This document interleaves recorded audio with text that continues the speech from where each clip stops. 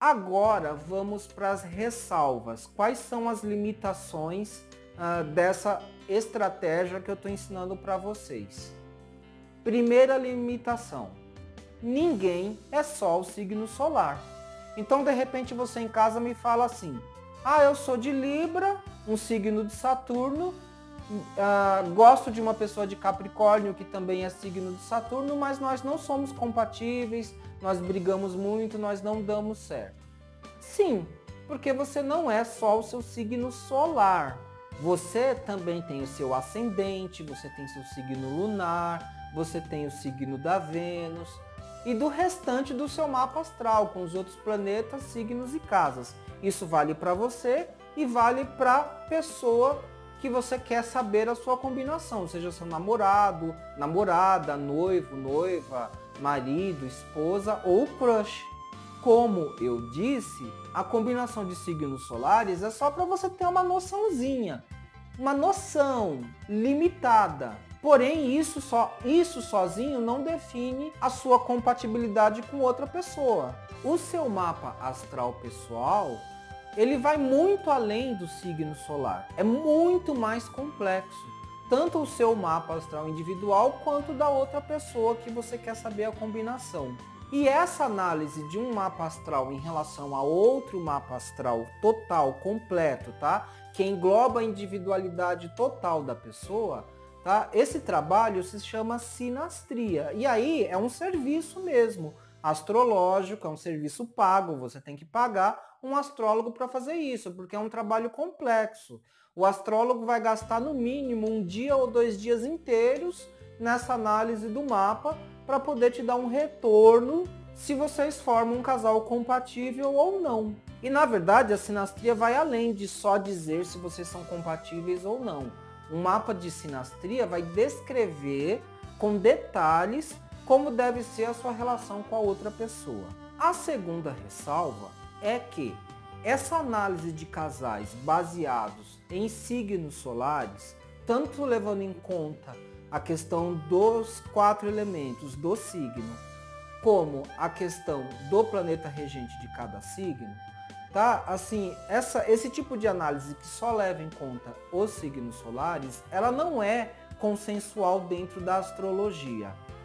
Essa estratégia, ela é usada principalmente pela astrologia moderna, mas a astrologia tradicional, os astrólogos tradicionais, negam que essa técnica tenha validade. Eles não levam em conta a questão dos signos solares. Ou, se levam em conta, eles dão uma importância muito pequena para isso. De um ponto de vista rigoroso, técnico, na astrologia tradicional não existe sinastria, tá? Se você pegar assim a literatura da astrologia tradicional, a técnica da sinastria, ela nunca foi feita. Isso é uma coisa que tem sido feito mais recentemente. Não existe literatura tradicional sobre sinastria. Eu não tenho conhecimento, pelo menos. Não chegou nada nas minhas mãos. E conversando com meus colegas que são astrólogos tradicionais, eles dizem que não existe sinastria dentro da astrologia tradicional. Porém, os astrólogos tradicionais dos dias de hoje têm adaptado algumas técnicas de comparação de mapas para relacionamento. E o que eu percebo que os astrólogos tradicionais fazem, tá? Então, vamos até chamar isso de uma sinastria da astrologia tradicional, entre aspas. Então, o que os astrólogos tradicionais fazem na análise sinástrica, tá? Na análise de sinastria, em primeiro lugar, é olhar se no próprio mapa astral da pessoa, isso é uma análise que os tradicionais fazem, é pegar o mapa astral da pessoa e verificar se ela tem disponibilidade para namorar ou não com alguém. Esse é o primeiro ponto.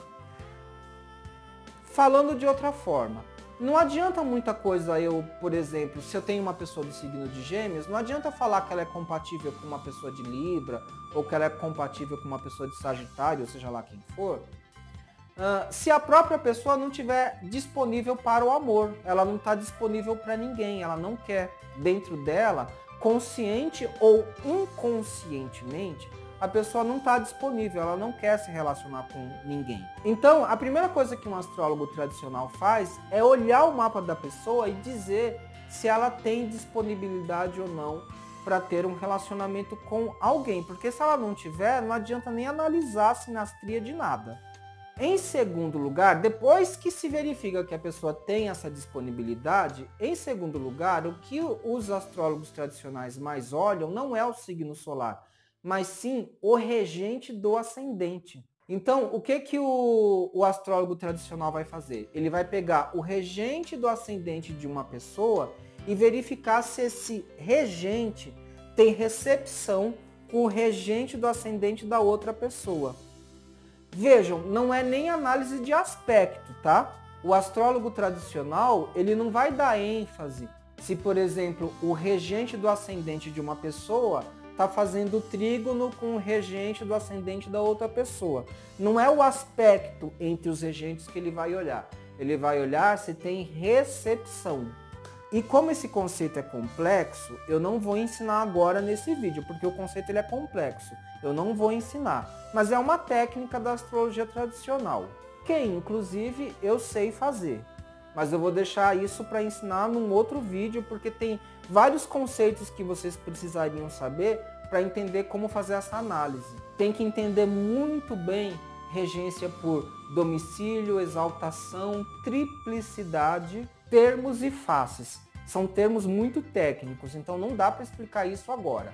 Mas o que você deve entender, tá? Assim, dentro dos limites do que dá para explicar agora, o que você tem que entender é que, enquanto o astrólogo moderno olha a compatibilidade de signos solares, o astrólogo tradicional vai olhar a compatibilidade de ascendentes, mas não é o aspecto entre um ascendente e outro, ou entre o planeta regente do ascendente e o planeta regente do ascendente do outro.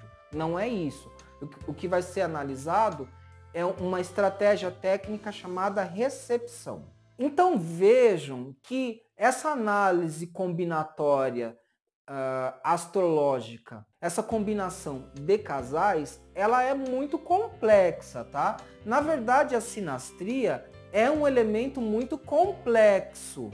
É um elemento bem complexo e que vai bem além do signo solar e que não dá para eu explicar todos esses meandros técnicos aqui no vídeo. Mas tem uma dica que eu posso dar para vocês que é muito interessante. Anotem porque ela é uma dica bem à parte mesmo e que funciona muito. Que é o seguinte, quando o signo solar de um parceiro faz conjunção com o signo lunar da outra pessoa. Normalmente, isso é quase uma garantia de que esse casal vai harmonizar, que esse casal vai dar certo, vai ter compatibilidade.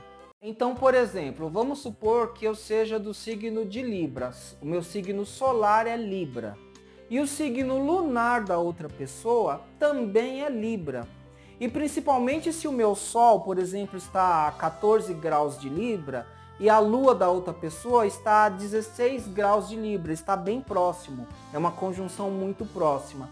Normalmente, mesmo que os outros elementos dos mapas sejam dissonantes ou desarmônicos, mas essa conjunção entre Sol e Lua faz o casal funcionar muito bem.